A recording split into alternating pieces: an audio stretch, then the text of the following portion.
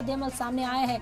आपको बता दें कि आज अखिलती उमूर की ओर से भी जो अपना मौक़िफ़ है वो मीटिंग के अंदर पेश किया जाना था। बेहद अहम इस मीटिंग को माना जा रहा था और अब मीटिंग खत्म हुई है। कहा जा रहा था कि माइनॉरिटी डिपार्टमेंट की ओर से अपना मौक़िफ़ पेश किया जाएगा। जो रद्द-ए-अमल जेपीसी को लेकर के सामने आ रहे हैं उन पर गौर-व-खौस किया जाएगा। एक रफ ड्राफ्ट जो है वो पेश किया जा सकता है यहाँ पर, जो जिसे मार्च तक के लिए एक्सटेंशन तो दे दी गई है, लेकिन उस पर चर्चा जो है अभी से शुरू हो जाएगी। आपको बता दें कि मुद्दत-ए-कार एक्सटेंड होने के बाद ये पहली मीटिंग थी वक्फ बिल को लेकर के। तो वक्फ बिल को लेकर चल रही थी जेपीसी मीटिंग, जो अब खत्म हो चुकी है। मीटिंग के सदर जगदम्बिका पाल का भी बयान इस बीच सामने आया। वहीं असदुद्दीन ओवैसी ने भी इस पर अपने रद्द-ए-अमल का इजहार किया है। जो लोग यहाँ पहुंचे थे, आपको बता दें कि माइनॉरिटी मिनिस्ट्री ने अपना जवाब दाखिल किया।